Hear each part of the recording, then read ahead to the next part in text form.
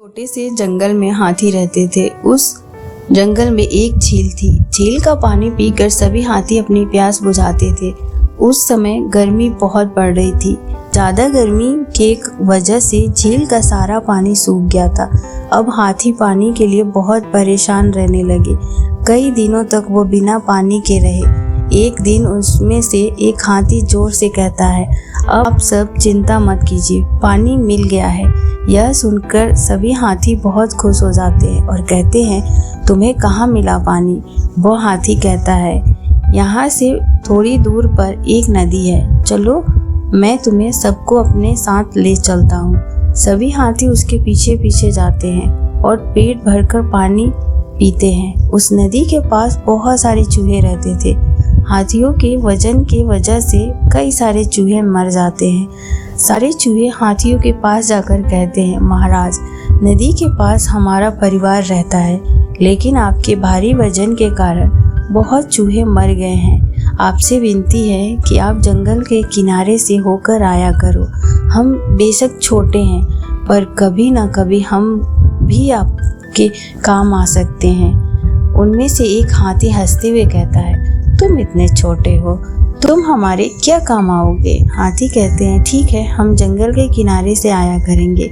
अगले दिन हाथी नदी में पानी पीने के लिए जाते हैं। तभी एक हाथी के ऊपर जाल गिर जाता है और शिकारी उसे उठाकर झील के पास ले जाते हैं और उसे रस्सी से बांध देते हैं। सभी हाथी चूहों के पास जाते हैं और उन्हें सारी बात बता देते हैं। चूहे कहते हैं, आप चिंता मत कीजिए, हम आपकी मदद करेंगे। रात होते ही चूहे उस हाथी के पास जाते हैं। चूहे अपने दांतों से रस्सी और जाल को काट देते हैं, जिससे वह हाथी बच जाता है। वही हाथी था जिसने उन चूहों का मजाक उड़ाया था। वह कहता है, मुझे माफ़ कर दीजिए, मैंने उस दिन आपको छोटा समझकर मजाक बनाया था। आज आपकी वजह से मेरी जान बची। इस कहानी से यही सीख मिलती है कि छोटे लोगों का कभी मजाक नहीं बनाना चाहिए। मुश्किल समय में कोई भी काम आ सकता है। जो काम चूहे ने किया था, वह काम हाथी कभी नहीं कर सकते थे। एक जंगल में एक सियार रहता था। वह जंगल बहुत घना था। एक दिन जब सियार शिकार की तलाश में भटक रहा था तो उसे एक मरा हुआ हाथी दिखाई दिया। उसके बाछे खिल गई कि अब उसे कई दिनों तक शिकार करने की कोई जरूरत नहीं। उसने हाथी के मृत शरीर पर दांत गड़ाया, पर चमड़ी मोटी होने की वजह से वह हाथी को चीरने में नाकाम रहा। वह कुछ उपाय सोच ही रहा था कि उसे सिंह आता हुआ दिखाई दिया। आगे बढ़कर उसने सिंह का स्वागत किया और हाथ जोड़कर कहा, स्वामी, आपके लिए ही मैंने इस हाथी को मार कर रखा है। आप इस हाथी का मांस खाकर मुझ पर उपकार कीजिए। सिंह ने कहा, मैं तो किसी और के हाथों मारे गए जीव को नहीं खाता हूँ, इसे तुम ही खाओ। सियार मन ही मन खुश तो हुआ, पर उसकी हाथी की चमड़ी को चीरने की समस्या अब भी हल न हुई थी। थोड़ी देर में उस तरफ एक बाघ आ निकला। बाघ ने मरे हाथी को देखकर अपने होठों पर जीभ फिराई। सियार ने उसकी मनसा भांपते हुए कहा, मामा, आप इस मृत्यु के मुंह में कैसे आ गए? सिंह ने इसे मारा है और मुझे इसकी रखवाली करने को कह गया है। एक बार किसी बाघ ने उनके शिकार को झूठा कर दिया था। तब से आज तक वो बाघ जाति से नफरत करने लगे हैं। आज तो हाथी को खाने वाले बाघ को वह जरूर मार गिराएंगे। यह सुनते ही बाघ वहां से भाग खड़ा हुआ, पर तभी एक चीता आता हुआ दिखाई दिया। सियार ने सोचा, चीते के दांत तेज होते हैं, कुछ ऐसा करूं कि यह हाथी की चमड़ी भी फाड़ दे और मांस भी न खाए। उसने चीते से कहा, प्रिय भांजे, इधर कैसे निकले? कुछ भूखे भी दिखाई पड़ रहे हो। सिंह ने इस हाथी का शिकार कर इसकी रखवाली करने के लिए मुझे सौंपी है, पर तुम इसमें से कुछ मांस खा सकते हो। मैं जैसे ही सिंह को आता हुआ देखूंगा, तुम्हें सूचना दे दूंगा। तुम झटपट भाग जाना। पहले तो चीते ने डर से मांस खाने से मना कर दिया, पर सियार के विश्वास दिलाने पे राजी हो गया। चीते ने पल भर में हाथी की चीर फाड़ दी।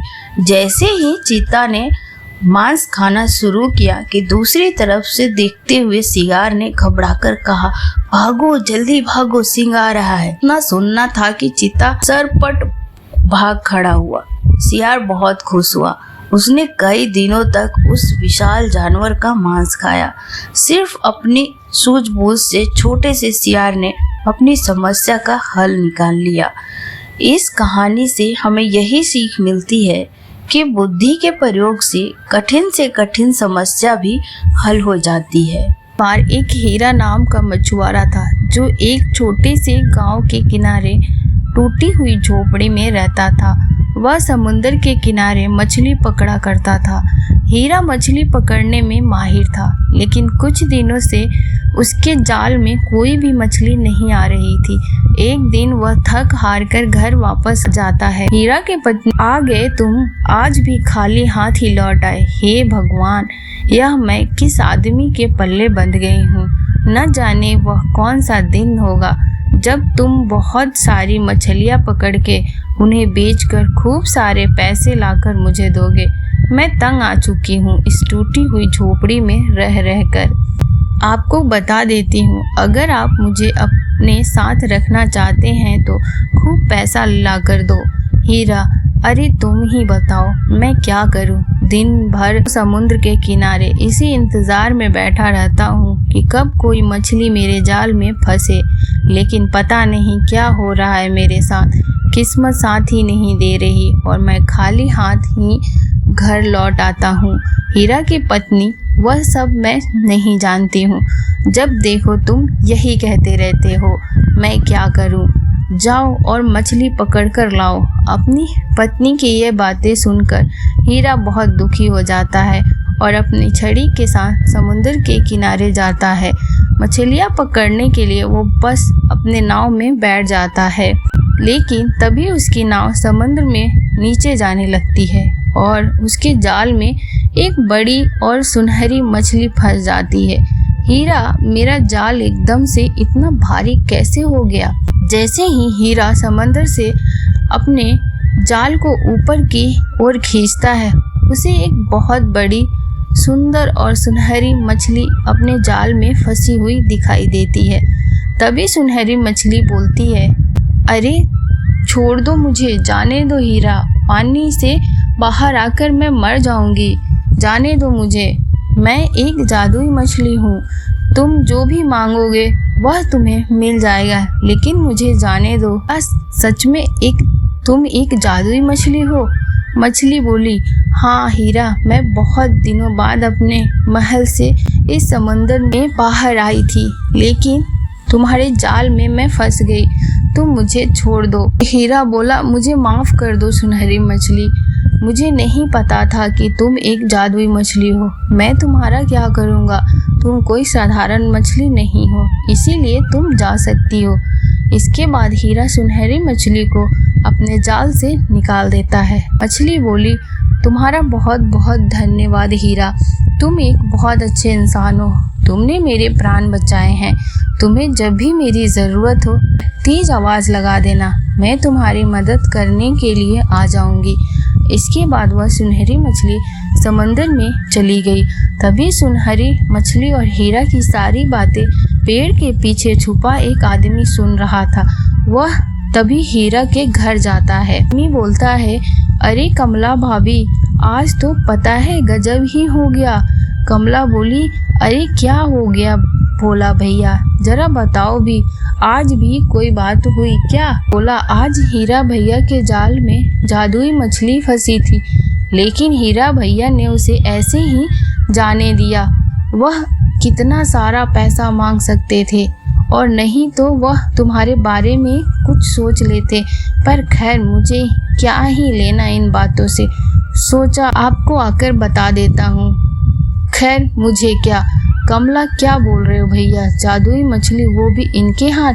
अरे भोला भैया, ये तो हो ही नहीं सकता, मंदबुद्धि आने तो दो, फिर मैं इनकी खबर लेती हूँ। बोला, बोला चलो ठीक है भाभी, फिर मैं चलता हूँ। इसके बाद भोला वहाँ से चला जाता है। हीरा अपने घर आता है। कमला बोलती है आज तो खाली हाथ ही लौट कर आए हो, पूरे दिन में एक मछली भी नहीं पकड़ी जाती तुमसे। क्या भूखा मारने का ही सोचा है मुझे? तुम्हारी रोज रोज की इस हरकत से तंग आ चुकी हूँ। अगर ऐसा ही चलता रहा तो मैं अपने मायके चली जाऊंगी। हीरा बोला अरे भगवान, ऐसा मत कहो, मैं कुछ कोशिश करता हूँ। मछली पकड़ने गया तो आज एक मछली फंसी भी थी, लेकिन वह एक जादुई मछली थी। उसका मैं क्या करता, इसीलिए मैंने उसे जाने दिया। कमला बोली अरे मूर्ख इंसान, यह तुमने क्या किया? हाथ आया इतना अच्छा अवसर गंवा दिया। हे भगवान, यह पता है तुमने आज क्या किया? वह एक जादुई मछली थी। उसकी आज़ादी के बदले तुम उससे जो कुछ भी मांगते वह तुम्हें दे सकती थी। मैं कहती हूँ अभी जाओ समुद्र के किनारे और उस जादुई मछली से झोपड़ी मांगो अपने लिए। जाओ। हीरा समुद्र के किनारे जाता है और वहाँ तेज तेज चिल्लाने लगता है। हीरा बोलता है हे जादुई मछली, तुम जहाँ भी हो मेरे सामने आओ। तुम्हारी जान बचाने के बदले मेरे पत्नी को की कुछ इच्छा है, मेरे सामने आओ सुनहरी मछली। तभी सुनहरी मछली हीरा के सामने उपस्थित हो जाती है। सुनहरी मछली बोलती है हीरा, क्या इच्छा है तुम्हारी पत्नी की? तुम जो भी मांगोगे वह मिल जाएगा, लेकिन मैं तुम्हारी केवल 3 इच्छा पूरी कर सकती हूँ। तुम्हारी तीसरी इच्छा तुम्हारा वर्तमान होगा, ध्यान रखना। हीरा बोलता है हे सुनहरी मछली, मेरे पास रहने के लिए केवल टूटी फूटी झोपड़ी है, जिसमें मेरी पत्नी से अब रहा नहीं जाता। मेरी पत्नी चाहती है कि तुम उसे एक झोपड़ी दे दो जिसमें वह आराम से रह सके। सुनहरी मछली बोली ठीक है हीरा, तुम्हारी पत्नी की इच्छा पूरी हुई। हीरा अपने पत्नी को एक बड़ी और सुंदर झोपड़ी में देखता है। कमला बोली देखो देखो, मैंने कहा था ना वह जादुई मछली हमें बहुत कुछ दे सकती है। देखा ना कितनी सुंदर और बड़ी झोपड़ी है हमारी। उस टूटी हुई झोपड़ी से तो लाख गुना सुंदर है। यहाँ उपस्थित हर चीज कितनी प्यारी है और सुंदर है। हीरा बोला ठीक है, तुम्हारी इच्छा पूरी हुई, लेकिन उस जादुई सुनहरी मछली के अनुसार तुम्हारी केवल 3 इच्छा ही पूरी हो सकती है। तुम्हारी तीसरी इच्छा तुम्हारा वर्तमान होगी। कमला ने कहा हाँ ठीक है, मैं ध्यान रखूंगी। कुछ ही दिनों बाद कमला बोली सुनो, मुझे ये झोपड़ी बहुत ही छोटी लगती है। तुम उस सुनहरी मछली के पास जाओ और एक बड़ा सा महल मांगो जिसमें काफ़ी नौकर चाकर हो मेरे मदद करने के लिए। अब मुझसे ज़्यादा काम नहीं होता। हीरा बोला लेकिन यह झोपड़ी तो बहुत अच्छी है, तुम बड़े महल का क्या करोगी? कमला बोली अरे तो मैं यह सब तुमसे थोड़ी ही मांग रही हूँ, जादुई मछली के पास जाकर मांगने के लिए ही बोल रही हूँ। तुमसे मेरी इतनी भी खुशी नहीं देखी जाती क्या?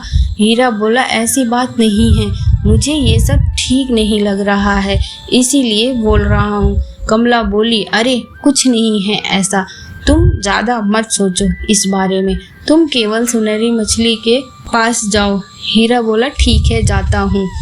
हीरा समुद्र के किनारे पहुंचकर जोर जोर से चिल्लाने लगता है।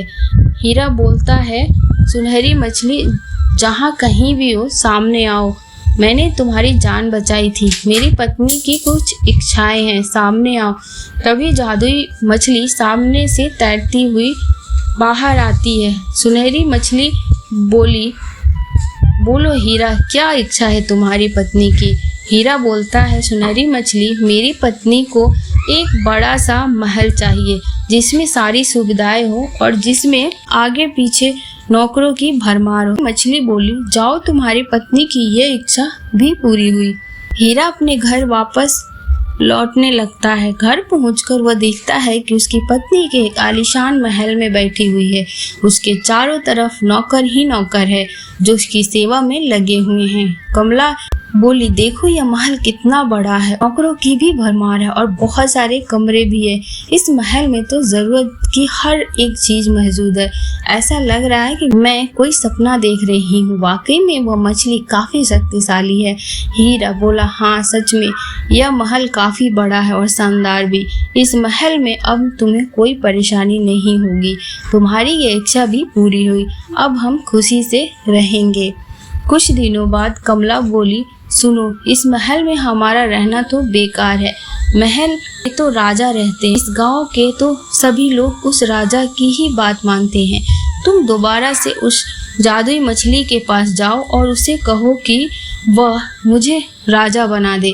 मैं इस गांव में सबसे शक्तिशाली बनकर रहना चाहती हूँ। हीरा बोला, अरे भगवान, तुम ये सही नहीं कर रही हो। यह सारा का सारा गलत है। अब मैं दोबारा उस जादुई मछली के पास नहीं जाऊंगा।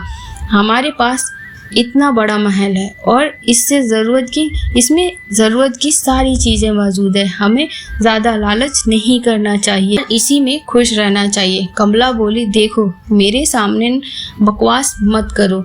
तुम अभी के अभी उस सुनहरी मछली के पास जाओ, नहीं तो अच्छा नहीं होगा। मैं बता देती हूँ।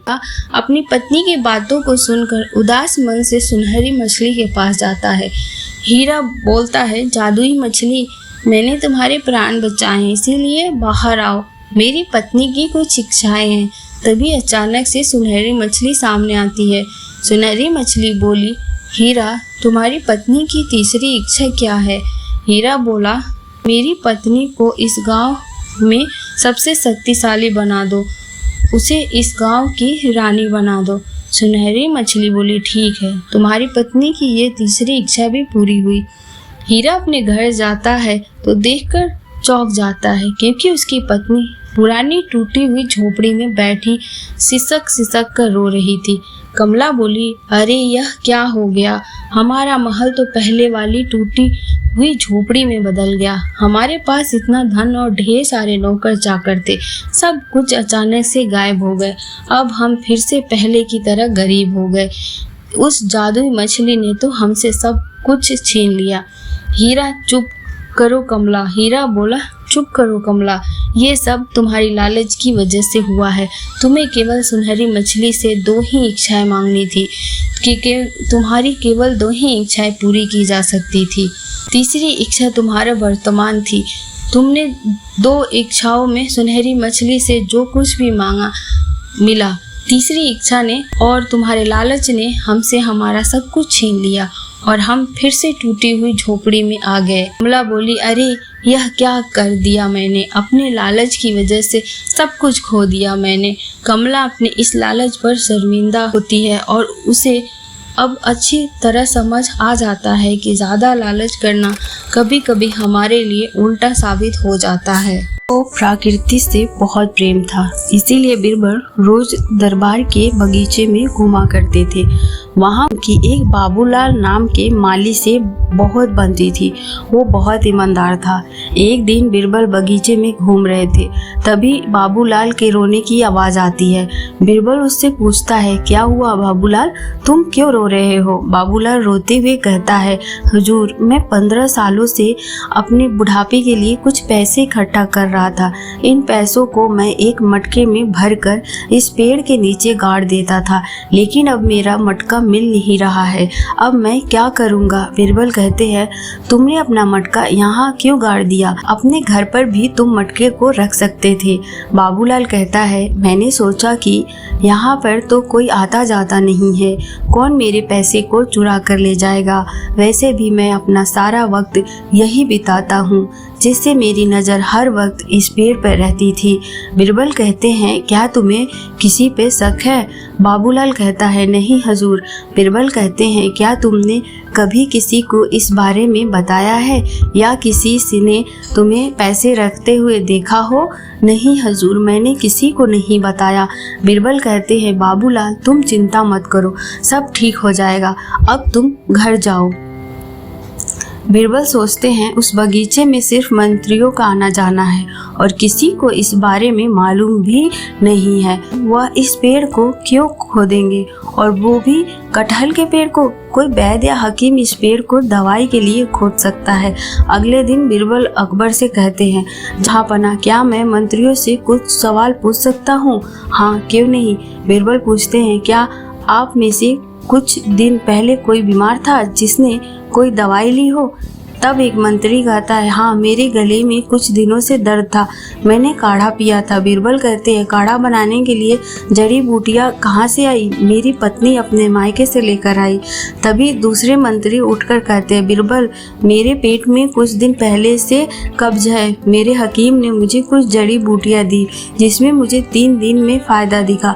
तब अकबर कहते हैं, बीरबल, हमें कुछ भी समझ नहीं आ रहा, तुम क्या कह रहे हो? बीरबल कहते हैं, जहाँपनाह, मैं आपको सब कुछ बाद में समझा दूंगा। ठीक है बीरबल, जैसा तुम ठीक समझो। बीरबल मंत्री से कहता है, क्या आप अपने हकीम को बुला सकते हैं? हाँ, क्यों नहीं। हकीम को दरबार में पेश किया जाता है। बीरबल हकीम से कहता है, मेरे पेट में 2 साल से कब्ज है। मैंने आपके बारे में सुना था कि आप बहुत अच्छी दवाइयाँ देते हैं। हकीम कहता है, मैं आपको ऐसी दवाइयाँ दूंगा जिससे आपकी कब्ज 2 दिन में सही हो जाएगी।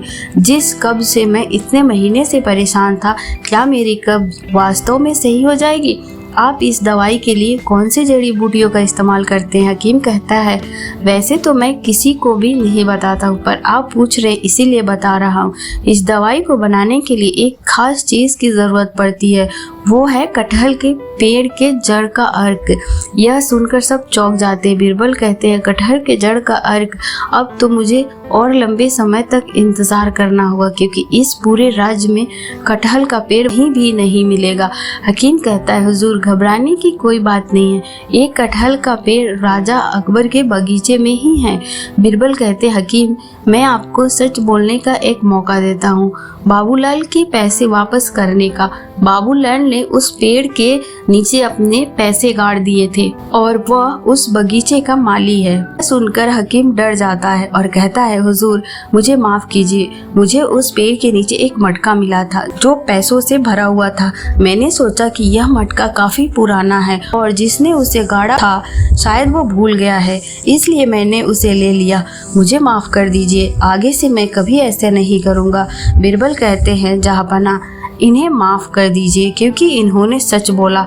तुम कहते हो तो हम इन्हें माफ़ कर देते हैं। बीरबल लाल से पूछते हैं, मटके में कितने पैसे थे? हुजूर, उसमें 70 सोने के असरफी थे। बीरबल कहते हैं, तुम्हारी बेवकूफ़ी की वजह से तुम्हें सिर्फ 60 असरफियाँ दी जाएगी।